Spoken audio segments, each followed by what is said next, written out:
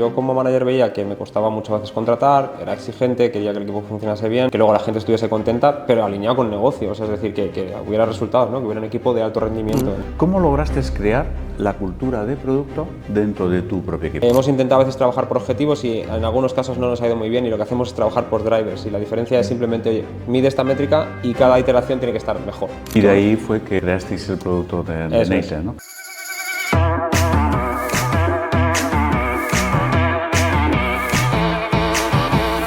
Pues bienvenido al podcast de Welcome Tomorrow que organizamos desde Kelea. Y para nosotros es un placer poder contar aquí con José Ignacio Andrés, que es el fundador y CEO de Nater. Y para nosotros desde Kelea es genial que puedas estar aquí con nosotros, porque por encima nosotros utilizamos Nater.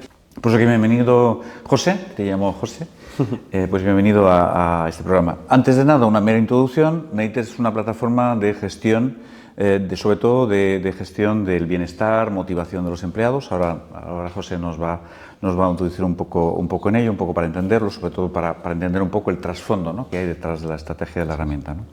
Pero José, antes de empezar, cuéntanos un poquito, danos un poquito de visión sobre tu trayectoria profesional, sobre qué has hecho hasta llegar a Nater. Danos un poco esa visión, ¿sabes? Un one shot de lo que has hecho. Bueno, oye, pues nada, muchas gracias por invitarme. Yo encantado aquí pasar un ratito con vosotros. No, al contrario. Pues a ver, os cuento un poco, por no enrollarme mucho. Pues mi background es principalmente técnico. A mí siempre me han gustado cacharrear con los ordenadores. Entonces un buen día me puse en mi casa y aprendí a programar y a cacharrear. Y eventualmente pues encontré un trabajo de eso y empecé ahí mi trayectoria, ¿no? Así casualmente, o un poco la vida lleva por ahí, pues empecé programando, pero en la primera empresa en la que estuve, rápidamente por cosas de la vida salieron diferentes personas del equipo, entonces cogí un poco una figura de un poco más de liderazgo, aunque era muy joven, pero como por aquel entonces no había más personas técnicas en el equipo, pues ya cogía ese rol que después era ser CTO, ¿no? Al principio era CTO de mí mismo y ya.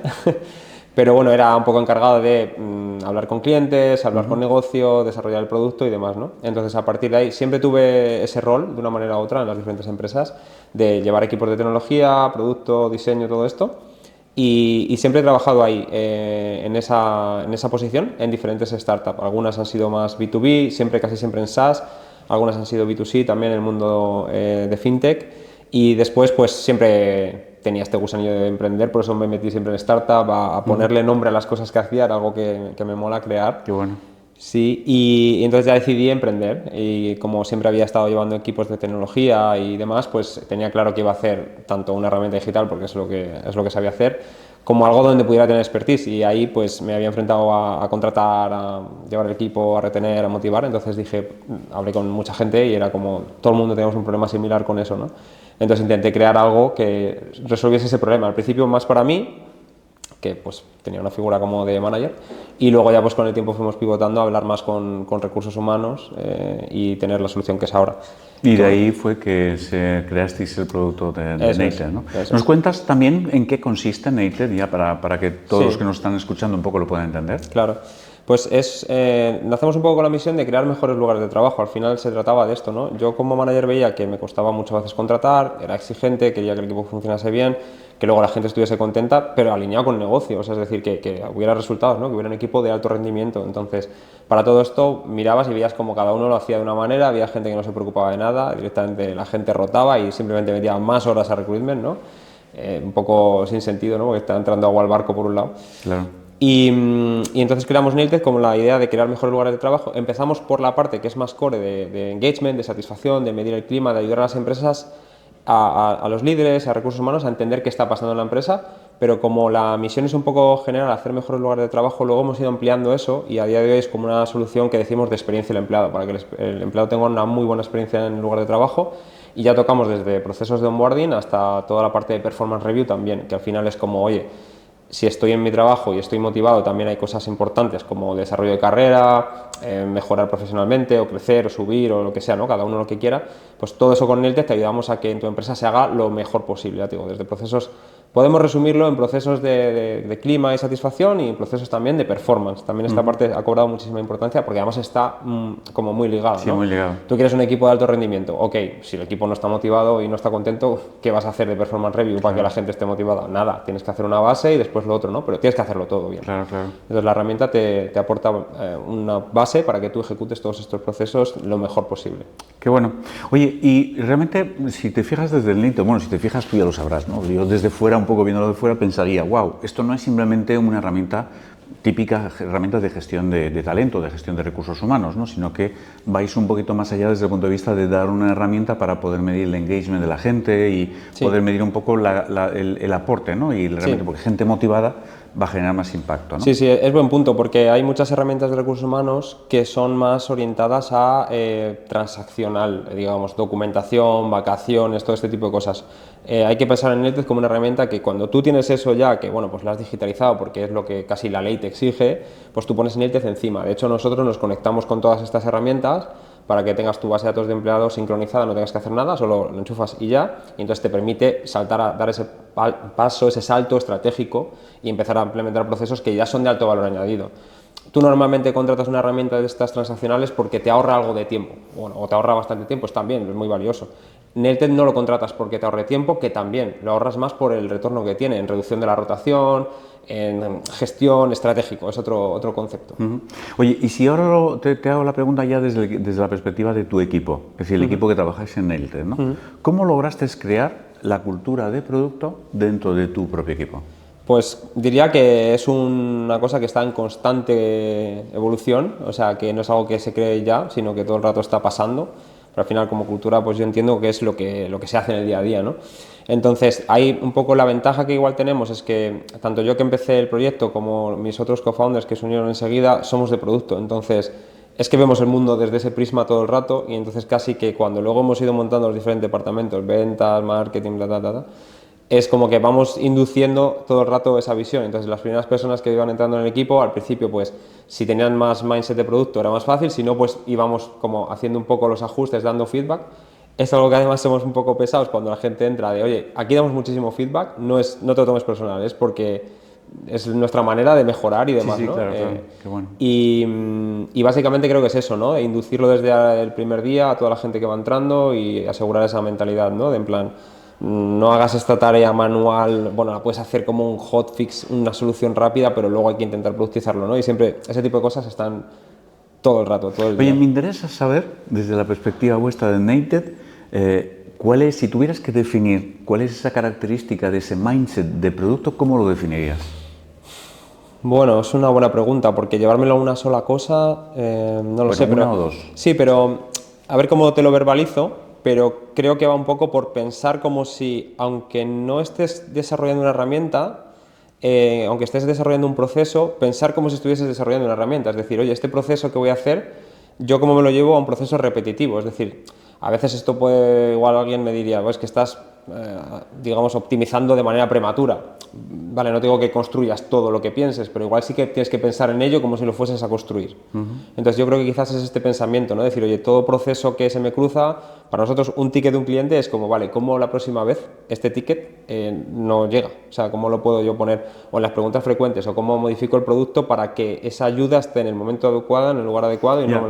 lo que me quieres decir en el fondo es que estáis siempre pensando en cómo puedo resolver el problema del cliente de una forma que luego se automatice de manera natural, ¿no? Claro, o sea, resolver el problema del cliente y productizarlo de alguna manera para que eso, digamos, quede ya grabado en nuestros sistemas, en nuestros procesos. Entonces no sea como una acción que, vale, hoy me viene este problema, yo lo soluciono y voy a por el siguiente problema. No, hoy me viene este problema y me anticipo a que no vuelva a suceder este problema. Entonces quizás haciendo eso, Claro. ¿no? La anticipación. Y aprovecho, ¿cómo os organizáis dentro de Nailted? ¿Por métricas, por cadena de valor? ¿Cómo lo hacéis? Pues hay como dos, creo que podríamos definir que hay como dos dimensiones principales, que son los equipos y luego tenemos unos drivers. Entonces, por ejemplo, pues hay equipo de marketing, ¿no? Pues al equipo de marketing tiene unos drivers que son, pues igual, X visitas, ¿no? O, bueno, matizo, no llegar a X visitas, sino cuáles son tus visitas, porque esto igual daría para una conversación también larga, ¿no? Pero hemos intentado a veces trabajar por objetivos y en algunos casos no nos ha ido muy bien y lo que hacemos es trabajar por drivers y la diferencia es simplemente, oye, mide esta métrica y cada iteración tiene que estar mejor. No tanto llegar a un número, porque a veces nos poníamos números y era como random y nunca acertábamos y al final era frustrante. Entonces más trabajamos con drivers y decimos, pues quiero medir el tráfico que consigo a mi blog. Vale, pues entonces voy midiendo esa métrica y voy a decir, oye, ¿qué vas a hacer en la siguiente semana o el siguiente mes para mejorarlo? Entonces hay muchísima autonomía. El equipo de marketing decide, oye, estos son los drivers, hay una reunión estratégica donde alineamos todos los equipos para que los drivers tengan sentido entre sí y la gente trabaja de manera prácticamente autónoma. De hecho, hay muchas semanas que lo que hacemos es, todas las semanas mandamos una especie de update, de weekly update, en el que se incluyen esos drivers y algunas explicaciones de qué se ha hecho, y a veces no ocurre nada más, igual no hay una reunión más porque está todo in progress, es todo ok, ¿no? Entonces solemos trabajar muy así, muy autónomos. Hemos querido también, esto importante decirlo, porque el contexto creo que es importante, hemos querido también tener un equipo pequeño y siempre todo lo hemos ido automatizando, volviendo a la mentalidad de producto. Entonces, ahí también creo que esto puede que nos funcione también por eso, ¿no? El equipo es pequeño y conseguimos de esta manera que cada uno tenga mucha autonomía y es muy eficiente así. Claro, porque de hecho esta era una pregunta que quería hacerte, ¿no? Porque normalmente las startups suelen nacer casi, yo creo que lo tienen en vena, la mentalidad de producto, resolver problemas a los clientes, estar cerca del cliente. Sí. Y luego cuando escalan siempre tienden a desnaturalizarse, es decir, a crear silos internos, etcétera, ¿no? Sí. ¿En vuestro caso esto os ha pasado o como os mantuvisteis pequeños no fue necesario? Sí, o sea, algo pasa porque efectivamente cuando llegan peticiones, pues por ejemplo el equipo de Customer Success no es el equipo de producto, entonces no tiene tan en vena, como decías, esa mentalidad. Pero por ejemplo lo que hacemos siempre, o intentamos que sea así, es que siempre pase por producto. En nuestro caso creo que es una empresa que es muy dirigida por producto, por decirlo así. Entonces eso implica que a lo mejor hay peticiones que llegan o solicitudes que llegan al equipo de soporte de Customer Success que a lo mejor ellos intentan dar alguna solución, pero solemos intervenir de alguna manera y decir, oye, pues ok, esto está bien, lo hacemos, le solucionamos la papeleta al cliente de manera rápida sin que tenga que sufrir o permanecer un problema o vivir con él, pero vamos a buscar una solución más a largo plazo. Entonces nuestra mecánica es un poco que producto pueda meterse o esté casi por sistema recibiendo ese input y de esa manera también pueda un poco apoyar a los otros equipos en la forma de hacerlo, pero diría que a casi todos, porque incluso en marketing a veces también, aunque no tenga tanto que ver, pero bueno, pues intentamos ayudar, decir, oye, pues esto lo conectamos con esto otro, entonces ya lo dejas automatizado, o sea, un poco intentando que eso pase por todas las áreas de la empresa. Okay. Oye, ¿cómo hacéis el discovery en la compañía? ¿Es una función específica de un área o tenéis un PM o eso cómo lo hacéis? Pues digamos que sí que desde producto, que es algo que hago bastante yo, aunque no lo hago solamente yo en exclusiva, vamos recopilando diferentes inputs, pero no lo hacemos exclusivamente nosotros. Desde Customer Success llegan muchísimas peticiones, entonces todo eso pues les hemos un poco ayudado a que hagan una especie de primer cribado, primer filtro que ya va un poco con esa mentalidad de producto. Entonces intentamos ver, oye, pues estas peticiones vamos a intentar clusterizarlas, agruparlas, vamos a ver cuántas veces se repiten un poco y entonces ahí hacemos como un pequeño input que es todo lo que tiene que ver con los clientes actuales y nos van pidiendo. A ventas le hacemos un poco lo mismo, entonces a medida que van entrando clientes y nos van pidiendo diferentes funcionalidades que igual están o están diferentes, también, entonces ellos tienen como su listado, ¿no? Su lista de deseos, por decirlo así. Y entonces luego desde producto se va recogiendo todos estos inputs y también los propios de visión de la empresa. Entonces, entre todos eso se hace un poco una coctelera y también intentando priorizar por impacto, por coste de desarrollo, vamos tomando decisiones de qué implementar. Pero siempre, y esto también es importante el contexto, buscamos que haya al menos alguno de nuestros clientes actuales o algún cliente que sea reciente o lo que sea, que vaya a poder utilizar eso. Entonces, son un poco mecanismos que nos garantizan que, aunque nos equivoquemos en la estimación del valor que va a generar la funcionalidad, no va a ser cero. ¿Vale? Entonces eso es importante porque, claro, porque prácticamente a vuestros clientes, que en general son todos B2B, es decir, trabajáis con esa estrategia, prácticamente cuando lanzáis una nueva funcionalidad prácticamente tenéis la seguridad de que el cliente la va a usar. Claro, eso nos da esa garantía, justo. Entonces eso es un pequeño mecanismo, ¿no? No es que lo hagas, no es que hagamos las funcionalidades que dicen, no, es que el cliente le pide cosas y estos hacen todo lo que le pide el cliente, porque creo que si hiciésemos eso tendríamos un Frankenstein. Claro. Y no, siempre al cliente le escuchamos. Creo que es importante que indagamos muchísimo en su necesidad y nos reunimos las veces que nos tengamos que reunir para decir, vale, tú me estás pidiendo algo, pero tú igual ya sin quererlo me estás dando una solución, entonces no me vale, yo voy a indagar a ver cuál es tu problema hasta que yo lo interiorice bien y entonces desde ahí igual ya te planteo yo 1, 2 o 3 soluciones que te encajan a ti, pero que yo también veo que encajan a los otros clientes, ¿no? Pero por lo menos siempre que haya un cliente que diga, esto cuando sale del horno va a ser usado inmediatamente, ¿no? Luego puedo tener la suerte, entre comillas, o puedo hacerlo muy bien y acertar y que lo usen el 90%, o hacerlo un poco regulinchi y que lo usen solo el 10%, ¿no? Que eso es un riesgo siempre, pero bueno, te aseguras que no es cero. Sí. Mira, he leído en varios de vuestros artículos que insistís mucho, ¿no?, en que todo lo que tiene que ver con la data, ¿no?, que generáis de engagement, de todo lo que tiene que ver con el performance, son claves fundamentales para una gestión proactiva, ¿no?, del talento, ¿no? Pero yo quiero hacerte una pregunta, porque ¿cómo garantizáis que esto después se convierte en algo accionable? Es decir, realmente desde el punto de vista de estrategia de producto, ¿cómo le estáis garantizando a vuestros clientes que toda esa data se convierte luego en algo que se produce en acciones concretas, ¿no? Sí, pues a ver, en esto hay como un montón de capas, porque pasar a la acción puede significar muchas cosas. Igual si tienes que cambiar una política de horario en una empresa además un poco grande, es algo complicadísimo, ¿no? Y a lo mejor es uno de los problemas que tienen que resolver. Entonces, en Nailtel lo que hacemos seguro de darte es como una información lo más precisa posible. El sistema por defecto, también es importante decirlo, es anónimo, o sea, tú no puedes ver el feedback que te ha dado ninguna persona. Bueno, si estás haciendo una performance review, evidentemente sí puedes decidir si quieres que sea o no, pero en la parte de clima es anónimo. Pero aún así, la herramienta te da opciones de segmentación para poder decir, pues tienes este problema en este departamento.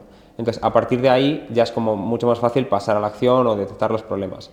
Pero claro, esto luego, te digo que va por capas, porque por ejemplo, una primera capa puede ser que alguien te deje un mensaje sobre una cosa que no le gusta en la empresa, que sea un caso muy tonto así por explicarlo, en plan, me gustaría poder ir a buscar a los niños después de trabajar, porque tal, y dices, no, a lo mejor la empresa tiene una política de conciliación que tú no lo sabías, entonces el sistema te permite responder, por ejemplo, a eso, ¿no? Entonces ya estás accionando algo, ya estás resolviendo el problema de una persona. Entonces eso quizás es el caso más simple que puede haber, porque simplemente es comunicarte, claro, mejorar la comunicación y demás. Luego hay otros casos más complejos como el anterior en el que, bueno, la herramienta te da tips y te da mejoras, pero es algo que igualmente queremos trabajar en esa línea en el futuro, porque hay todo un mundo ahí para poder hacer, ¿no? Además, claro, ahora con la IA, que igual hablamos. De hecho, luego te iba a preguntar, es decir, ¿la IA la vais a integrar en la herramienta? ¿Tenéis algún tipo de previsión en ese sentido? Sí, o sea, ya tenemos bastantes cosas integradas. Por ejemplo, esto que te hablaba de los mensajes, la IA te ayuda a redactar mensajes, aprende de lo que escribes, entonces como que coge el conocimiento de, pues esto, oye, ¿tengo capacidad de salir antes de mi hora? Como tú ya has contestado 2 o 3 que sí, automáticamente te va a decir, oye, probablemente le vas a contestar esto, ¿no? Y ya te deja el mensaje casi preescrito para que tú le des, ¿no? No queremos que deje de ser humano, o sea, al final siempre tiene que contestar a un manager o una persona, pero te ayuda. Eso, por ejemplo, o en las evaluaciones de desempeño me parece una cosa bastante, a veces difícil, darle feedback a una persona y enfrentarte a la caja en blanco y no saber bien cómo expresarte, pues te damos ayudas. No queremos de nuevo que lo escriba la IA, pero sí que te pueda dar unos bullet points para que te diga, oye, pues cómo expresar esto un poco mejor y demás, ¿no? Entonces ahí hay un montón de cosas en las que te puede ayudar. O para hacerte el resumen de todo el feedback que se ha cogido, tanto en la evaluación de desempeño como en el feedback de clima. También muy interesante poder ver dónde está todo eso. O incluso hemos desarrollado modelos de predicción de la rotación, que en base a pues cómo es la gente que se de tu empresa, pues por edad, por tiempo que está en la empresa, es capaz de decirte, pues esta persona está ahora mismo en un riesgo alto de irse. Y que tú digas, bueno, pues voy a estar un poco más vigilante ahí, o hay un montón de usos y yo creo que son de bastante valor. Tampoco hemos querido meter la IA porque sea ahora... Sí, por meterla, sino que tenga propósito, claro. Claro, creo que aporta valor ahí. Claro, muy bien, qué bueno. Oye, ahora un poco por centrar un poco desde el punto de vista un poco de las primeras preguntas que te hacía, ¿no?, en relación a la mentalidad de producto, ¿no? Porque nosotros en nuestro día a día estamos viendo todavía que muchas empresas tienen esa cultura de gestionar entregas en determinado tiempo. Es decir, que sus indicadores clave, sobre todo en áreas de tecnología, suelen ser sobre todo tu capacidad de producción y sobre todo que entregues en tiempo y coste, ¿no? Sí. Versus el empezar a pensar desde la perspectiva de, venga, yo tengo que entregar, sí, pero que mi entrega genere mucho valor, ¿no? Que es la mentalidad más de producto, ¿no? Tú que, desde la perspectiva de tu experiencia que tú tienes, ¿no?, con, digamos, toda la experiencia vital que tú has tenido en las diferentes empresas que has podido trabajar, si le tuvieses que dar un consejo o una recomendación a un CEO o a un CEO, con independencia de que sea una gran empresa o una pequeña, no importa, ¿no?, pensando desde la perspectiva de esta mentalidad de producto, ¿qué consejo tú le darías? O sea, pensando en que no se dejen llevar tanto por el entregar por entregar, ¿no? Creo que va por ahí, ¿no?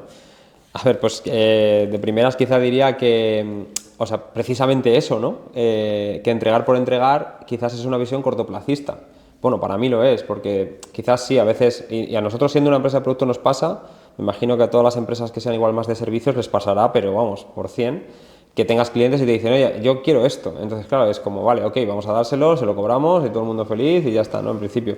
Pero creo que al final es eso, visión cortoplacista. Entonces yo diría que en general creo que la vida todo va mejor si tienes una visión un poco medio o largo plazo, suele ser mejor, ¿no? Que a veces esas recompensas inmediatas luego no son tan grandes. Entonces quizás cambiar ese chip un poco, ¿no? Y decir, oye, que igual sí, aquí no le doy al cliente exactamente lo que me ha pedido, pero yo creo que el cliente, aunque al principio es que hasta lo percibo porque a veces cuando hablo con ellos le haces un poco sufrir al cliente un poquito porque dice, no, si yo solo quiero esto, dámelo y ya está, ¿no? Pero nosotros somos un poco de ser un poco pesaditos ahí y decir, ya, si yo lo que quieres sí lo sé, pero es que yo estoy casi convencido de que si te doy lo que quieres, no te voy a resolver el problema. Y después me vas a pedir otra cosa y otra cosa, ¿no? Y es que lo he vivido tantas veces que ya, vamos, que no acepto otra cosa porque lo veo, ¿no? Entonces, pues sí, tienes que hacer un poco de esfuerzo ahí al principio cuando te llega la petición para indagar, para decirle al cliente que lo que él ha pensado a lo mejor, bueno, igual no está mal, pero igual hay otras soluciones mucho mejor, ¿no? Entonces ser un poquito pesados ahí en esa parte estratégica al principio, Claro. porque luego construyes algo mejor, probablemente te dure más a largo plazo, ¿no? Por ejemplo, en nuestro modelo se ve muy claro, ¿no? Yo podría cobrar por hacerle un desarrollo a un cliente y ya está, ¿no?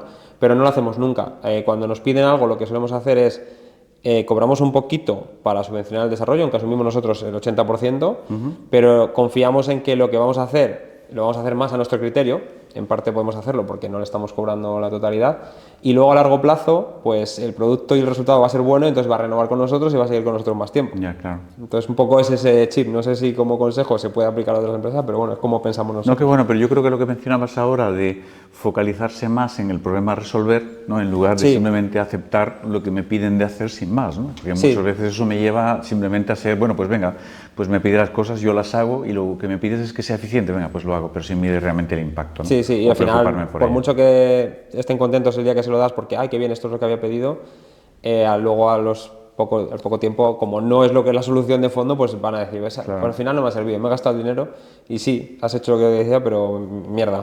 Claro.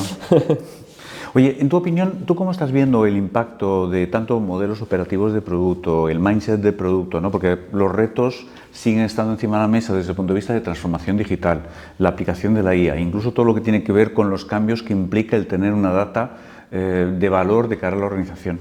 ¿Tú cómo ves la evolución del mindset de producto y los modelos operativos de producto? ¿Tú crees que son claves importantes para las organizaciones? O sea, claves son sin duda. O sea, bueno, ahí veo como te contesto como de las dos preguntas, porque yo la evolución, no sé si será sesgo mío, pero yo he visto que al principio era como algo un poco más de andar por casa, hace 10 o X años, que la gente lo hacía cada uno de una manera, estaba mezclado tecnología y producto, luego producto se ha especializado mucho y se ha hecho muy de libro todo, o al menos es la sensación que he tenido, y yo mismo lo he hecho así. Y después, bueno, hemos subido mucho a hacerlo de librillo y luego hemos bajado un poco a tierra otra vez, para mí, o al menos como lo he percibido, decir, bueno, igual hay cosas que son best practices, pero que igual tiene que hacer Google y yo Claro. ¿no? O en este caso concreto igual no me aplican tanto, creo, ¿no? Entonces, para mí he vuelto un poco, igual no sé si ha sido quizás por llegar a un punto de dominarlo muy bien y dices, bueno, como ya lo tengo muy claro, lo domino muy bien, este paso para este caso concreto, este paso me lo quito, ¿no? Yo qué sé, pues a lo mejor hay veces que tienes una visión muy clara, a lo mejor como emprendedor, y dices, bueno, aquí de momento no voy a hacer el discovery, aunque suene un poco raro, porque en este caso concreto es que lo tengo ya hiper claro porque vengo hablando con clientes de otras cosas y es que 12 me lo han dicho y lo veo claro, ¿no? No digo que esto sea la norma, pero creo que a veces hay que entender un poco, ¿no? Entonces, para mí la evolución ha ido a muy purista y luego otra vez a tierra a ser más prácticos, o al menos así lo veo. Sí, para adaptar el proceso, la forma de trabajar a tu propia realidad. Claro, sí, dependerá de la empresa. A lo mejor una empresa que, en nuestro caso tenemos clientes grandes y el número de clientes es un poco más bajo. Igual una empresa que tenga muchos clientes puede ser o más B2C, entonces a lo mejor tiene que hacer igual otros procesos de discovery más de mirando como mucho feedback de usuarios o mucha analítica fina para tal. Entonces nosotros en nuestro caso sí miramos muchos datos, pero también es muy cualitativo de conversaciones con los clientes, porque de ahí sale mucha info, ¿no? Y porque por interacciones tenemos menos datos que otros, ¿no? Entonces a veces sacar conclusiones de una cosa sola es peor, ¿no? Pero bueno, eso cada caso. Sí, qué bueno, qué interesante. Oye, José, para terminar, porque tampoco te quiero complicar mucho más la vida con más preguntas y de verdad te agradezco un montón tu espacio, pero me gustaría saber, o tengo interés en saber qué gente sigues, qué gente lees, qué cosas nos puedes decir de gente que pueden ser de producto o no, pero ¿qué cosas un poco últimamente te estás fijando Sí. en general, ¿no? En los podcasts o en libros? Sí. ¿Qué cosas tienes ahí en mente? A ver, es que he tenido así como un camino, soy un poco inquieto y no me centro solo en una cosa, ¿no? Ha habido momentos en los que he estado más centrados en la parte de personas. Para mí mi vida siempre ha sido más la parte de tecnología y producto, entonces he seguido gente de producto como la gente de Basecamp, siempre los he seguido por ahí. O bueno, también hay emprendedores en España que también lo hacen muy bien, que me gustan mucho, pero últimamente estoy más centrado, por ejemplo, que me ha llamado mucha atención. Bueno, primero un poco del mundillo de la IA, que como no, todo el ¿Cómo mundo con no? el Claro. hype actual. Además, yo siendo de tecnologías, como que digo, tengo que aprender esto, ¿no? Me sale De natural. manera natural, ¿no? Pero dentro de eso hay perfiles que últimamente sigo mucho, que son este perfil de emprendedor en solitario, entre comillas, porque que me llama la atención porque creo que es como un poco revolución, ¿no? Que ahora creo que con la tecnología, volviendo a la inteligencia artificial y todo lo que hay ya disponible, que se pueden montar negocios siendo solo una persona, ¿no? Y puedes aunarlo todo porque se puede llevar la automatización a tal nivel. Entonces me llama mucho la atención y creo que es por una cosa que comentábamos antes, que es porque yo siempre he estado en producto, entonces me apasiona, entonces la cabra tira al monte, yo me pongo ahí, me enamoro, empiezo a hacer funcionalidades y tal, siempre hablando con los clientes, pero me encanta hacerlo, entonces pues, no me cuesta y sigo y sigo y sigo. Y creo que quizás lo que peor he hecho ha sido buscar un poco una audiencia ahí fuera, ¿no? Igual pues como con este podcast. Entonces, de esta gente admiro mucho que ellos están haciendo producto, pero a un equilibrio muy bueno en cuanto a generar audiencia y decir, oye, yo voy a contar lo que hago ahí fuera, voy a conseguir que haya gente que me siga. Es decir, no se enamoran de su producto, sino que empiezan a Sí, hacer producto o y claro, contrastan si el lo producto es solo un equilibran bastante problema. Claro, mejor. claro. El poder Pero es un problema que decir, tenemos muchos, ¿eh? Lo de enamorarte del producto y dices, "Bah, esto claro. seguro que resuelve un problema", y luego realmente no es Claro, así. claro, hay que yo creo que saber decir, oye, pues funciona, no funciona, y aunque a lo mejor te enamores, pero no dejar de lado la parte de comunicarlo y de contarlo. Entonces estos perfiles me molan mucho porque creo que están haciendo cosas muy chulas, que podría haber una empresa de muchísima gente detrás hace unos años y ahora es capaz de hacerlo. Y eso sí que es mentalidad de producto, porque todo lo tienes que tener súper productizado, llevado a la herramienta o a donde sea el soporte, todo, y me atrae mucho porque lo llevan al extremo esta mentalidad de cómo es posible que una persona sola haga 50 Haga proyectos en un todo. año y encima algunos sean de éxito y tal. Entonces me mola mucho por eso y por la parte de la audiencia. Y ahora sigo a gente, por ejemplo, hay uno por ahí famosillo que se llama Peter Lievels, creo, bueno, hay varios más por ahí así, que lo hacen y no sé, me llama mucho la atención. Igual como emprendedor y de background tecnológico es algo que me llama mucho la atención. Joder, pues genial. Oye, pues José, muchísimas gracias. Nada, Muchas vosotros. gracias por tu tiempo, por estar aquí con todos nosotros, con todas las personas que están aquí escuchándonos.